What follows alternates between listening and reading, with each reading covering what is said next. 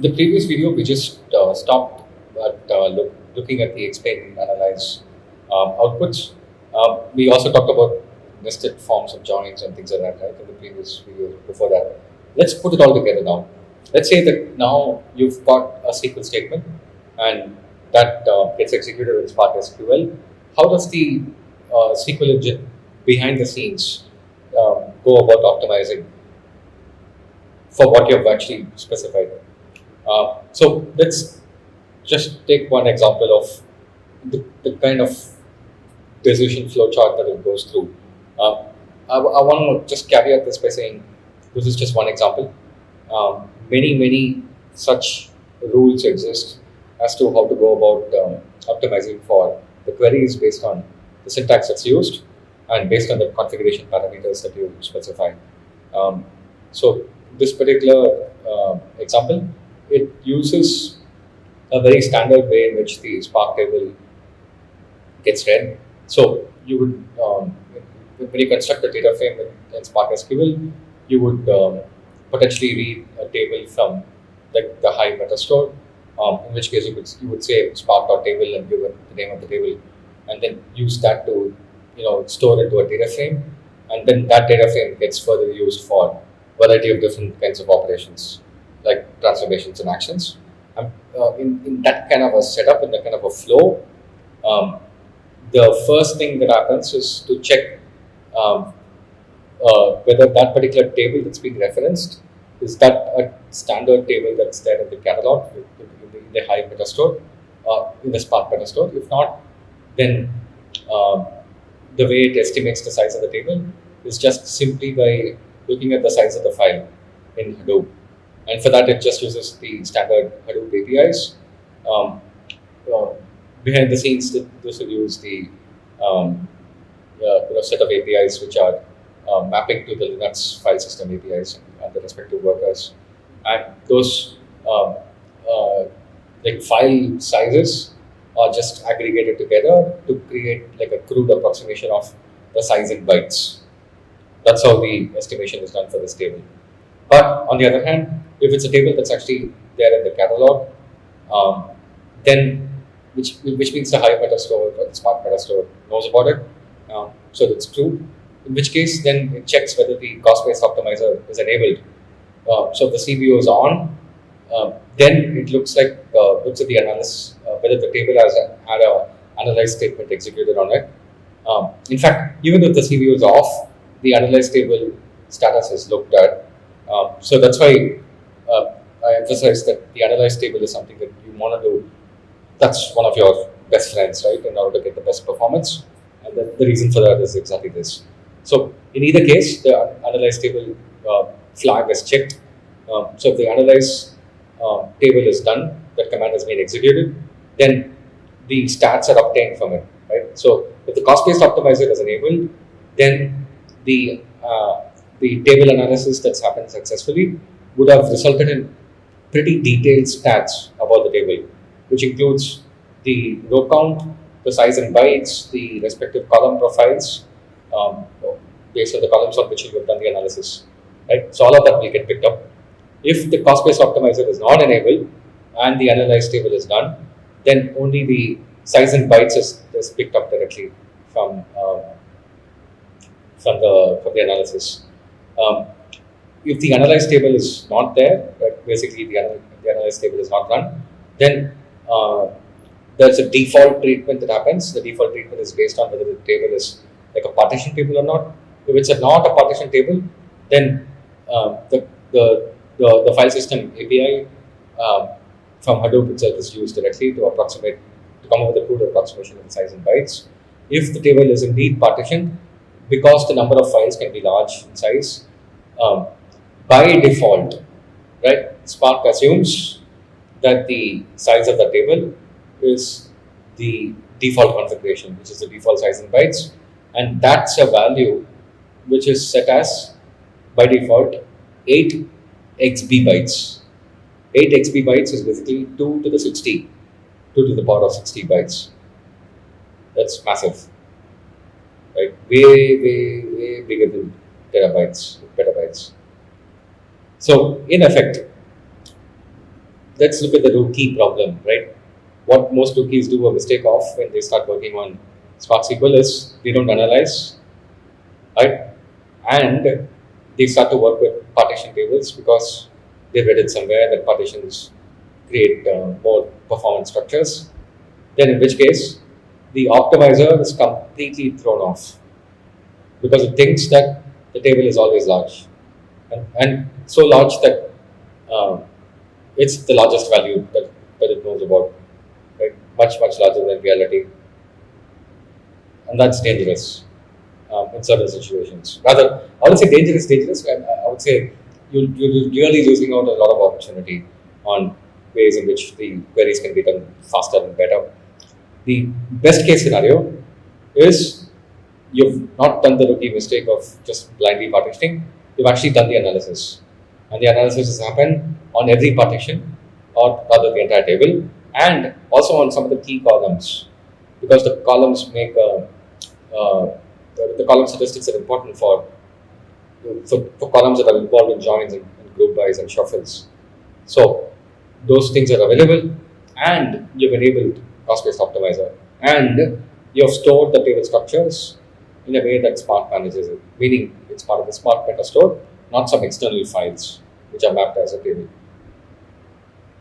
So when you do work with external files, meaning that data already exists in some kind of a file system, and you want to start working with it in Spark SQL, one of the first things you might want to do, or rather we would encourage you to do, is to create the metastore equivalent of that same table, which means you bring the data in, even though it's externally queryable and it's easy for you to work with it using just spark.read.csv or something like that. But once you do that, create a data frame and then store that data frame as a table, right? That way, this entire left part of the optimization decisioning flowchart can actually get triggered, along with, of course, the ability to analyze the cost-based optimizer and all that. So I hope this makes it clear that there is immense value in doing the right thing, and doing the right thing often involves that you pay attention to these small things. So when you write your code in Spark SQL, obviously you're going to write functional code to express a certain logic, but pay attention to these simple non-functional items, right? The analysis of the table, partitioning of the table, analysis of columns, enabling certain configuration parameters, etc., so that your code can actually be much faster. Cool. So for optimal execution, I would always encourage you to, let the optimizer do the work for you, right? Don't take on the headache of the how.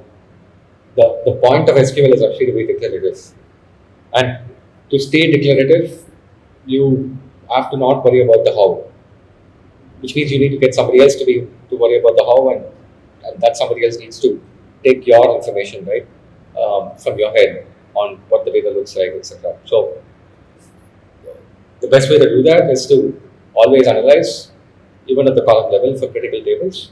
And in practice, you will see that the OLAP spectrum is such that you're not going to go back and modify the same data again and again. You're going to load it once, and you're going to read it again multiple times. You're not going to go back and edit it. So if that's the case, the moment the load is done for the particular partition, at that time, you just analyze the table, you're done with it.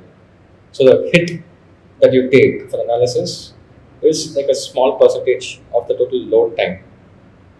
That way, it gets masked as part of the load, as opposed to doing the analysis later on as part of the select statement.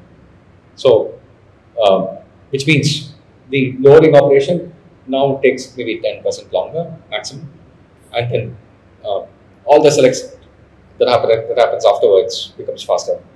So the trade-off is actually well worth it. So that's the analyze step. Enable CVO, of course. Enable adaptive query execution. So we did talk about that earlier. So let's just spend a minute on this. So when you do a multi-join, multi-operation statement, the relational algebra tree can be quite long. There could be many branches, many nested levels. So in that kind of a setup, it's very hard to for the planner to get right, what should be the type of join that happens like somewhere at the top of the tree, um, based on estimated cost that bubbles up from the lower levels, right? So remember, we spoke about the cost being like a factor of what are the operations involved. So there is an estimate of the size of the table, right? That's what comes from this subtree. But all of that is for one table. Likewise, you would have the same kind of a join, same kind of a logic um, applicable for the other table involved in the join, right? And then finally, when the join happens, there's an estimate of the result of the join as well. So those estimates keep bubbling up until the point that the final answer is there. And based on the estimated cost at a particular level, the planner optimizer will use a certain physical plan, like for instance the choice of the hash join table or nested loops and so on. So it could think that the cost is actually pretty high and the table is large, etc. And therefore it could say that okay, yeah, let me use hash join at a particular level. But then what could happen is as the respective steps get executed, uh, the actual cost is known, obviously, right? Because you know the data set that you're producing, you know the columns you're producing. Then at which point it can go back and reevaluate whether the choice of the physical planner at the next step, on the next step, and the next step has to be adapted to or not. That's what adaptive query execution means. It says the plan itself is subject to change based on the lower levels of the plan that is already executed. So here, in this example, it could actually execute all these different steps for the filtering of the respective tables and the branches and so on. And then the estimates could be vastly overestimating the size of the data for each of those two branches of data sets that come out and need to be joined at the top level. And at that level, whereas in fact it might find that both these tables are small in size. Therefore, the hash join is like an overkill. The nested loops is going to be far simpler and more efficient to actually get the job done. And it could change the plan at that level and say, I'm going to use nested loops now, right? And that's going to be authoritative, remember, because the lower levels of the plan have already happened. So that adaptive query execution is pretty neat. Obviously, it involves more compute cycles because it keeps evaluating the plan whether it's right for every step at the lower level it gets done successfully. But that's worth it because OLAP queries are typically larger, more they have a long runtime anyway. So if the adaptive query execution configuration takes like 2% more in terms of execution time, but in return it could potentially give you savings of like 50% for one of the steps. Why not? Yeah, so play with it. Definitely enable that and see and make the best use of it. All right. So what are we paying attention to? So finally, when we come down to excuse me, understanding the various cost elements, you have to go back and use explain again. And when you look at the explain, you start to see whether the cost is actually getting propagated across the levels accurately. So that's one of the things that you have to get yourself tuned to. Remember, the cost is actually some kind of a relative number, right? It's not an absolute number. It's not like some 10 seconds on the clock, right? That's not what the cost is. Cost is relative to the cost involved in reading 1 kilobyte of data from disk, right? That's that's the way the cost needs to be interpreted. Joins, whether they are getting reordered, whether they are whether the right joint type, like broadcast joins, are chosen correctly, and so on and so forth. So that's the kind of reasoning that you have to build up, and the moment you do it like again and again, for the first few times, you get this intuitive sense of what the optimizer by default chooses, and when does the optimizer choose better paths, and what data does it need for it to choose those better paths. Okay, so if you take an example of one of these items, like how is the cost propagated? So here, the optimized logical plan, like it's still got these two levels. First is like a relation step. The relation step just reads the data from a particular file. In this case, the file format is a Parquet format. It's got 22 AP in size, and it's got about 1.9 billion. 1.9 billion. No, 190K rows, right? 190K rows, 22 megs. That's the size of the data. But then, because the analysis has happened correctly at the column level, and there is a filter that happens at the column level which says user ID is less than 0, um, we find that uh, because the user ID minimum itself is 22, the plan itself can say that this filter will result in 0 rows, right? Therefore, the row count is 0, and therefore the size is like 0 constant, like one byte. So this info basically is available at planning time. It doesn't actually need to use adaptive query execution either for this. And why is this available at planning time? Because of the analyze step, right? So makes it very conducive. Okay, so one of the last items I wanted to spend some time on when discussing SQL in Spark is the concept of UDFs. So, by the way, we are done with the discussion on cost optimization. Once you go through your assignments, you'll actually see um, uh, you'll have many opportunities to actually use the explain statement and see for yourself, right? How does the planner work? Anyway, coming back to this particular topic, UDFs is something that it's very useful for you to understand um, because this gives you an added layer of flexibility as you work through your Spark SQL. So SQL, like I said, is declarative, and because it's declarative, it focuses on the what, right? Now the problem with that is the set of all whats that SQL supports actually might not be enough to get to the power that you need to express the operation that you're thinking about. And that flexibility might require you to start doing some procedural programming, right? Go beyond the declarative. In which case, you do have the option to mix up some of the procedural side with the declarative side, and that functionality is what's called as UDFs or user-defined functions. In short, the user-defined refers to the fact that you are the user, you're defining it for yourself, and functions refers to a procedural way of expressing logic in fundamentally what's a declarative language, which is SQL. So the way the SQL will invoke the procedural logic is by treating it as yet another function, like one of the standard functions that it has, like sum, count, and average, or string length, and things like that.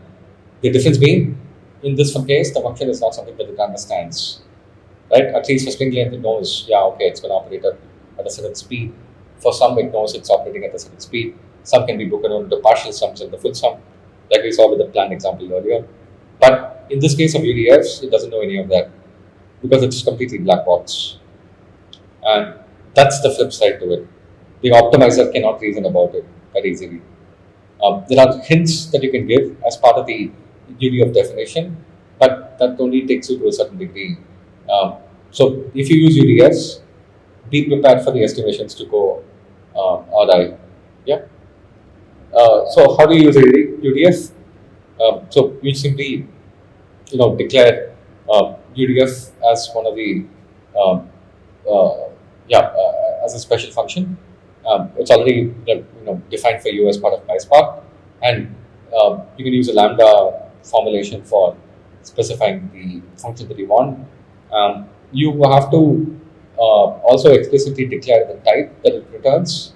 So in this case, it's an integer type as non-deterministic, and that is your UDF. So in this case, I'm generating random numbers. Therefore, my function name itself is random UDF. So now in your Spark SQL, you could say, Spark.SQL random underscore UDF and give it some parameter, and you're done, right? That's how you generate or use the UDF. There's actually another way in which UDFs can be used. So the UDF here that's shown here is actually standard UDF that PySpark supports. Um, this other way in which the UDFs are supported is through a library that's called as Apache Arrow. Um, this allows you to use a pandas style UDF. I'll talk about that in a minute. But what Arrow is, it's a library which allows for data exchange to happen between the JVM, which is the Java virtual machine on which Spark typically runs, and Python on the local machines in the executors. So remember the executor model, Spark SQL. Even if you use Spark SQL, the driver program is operating on the master node. It takes the all the data heavy operations and runs it on the worker nodes. In the worker nodes, it runs it within executors.